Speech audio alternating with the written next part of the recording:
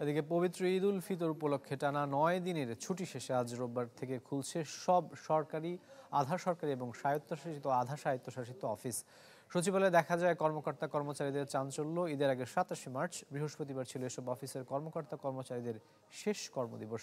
পরদিন শুক্রবার থেকে শুরু হয়ে টানা ৯ দিনের সরকারি ছুটি। এর আগে গত ২০শে মার্চ পবিত্র ঈদ উল ফিতর উপলক্ষে উপদেষ্টা পরিষদের বৈঠকে গত ৩ এপ্রিল নির্বাহী আদেশে ছুটি দেওয়ার প্রস্তাব অনুমোদন করা হয়। এ কারণে টানা ৯ দিনের ছুটি মেলে চাঁদ দেখার উপর নির্ভর করে গত ৩১শে মার্চ সোমবার দেশে পবিত্র ঈদ উল ফিতর উদযাপিত হয়।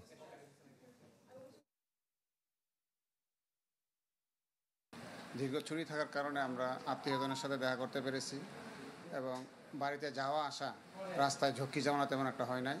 ছুটিতে কোনো সমস্যা হয়নি, যে জ্যাম পড়েনি, ফাইলের জ্যাম, কোনো ফাইলের জ্যাম নাই।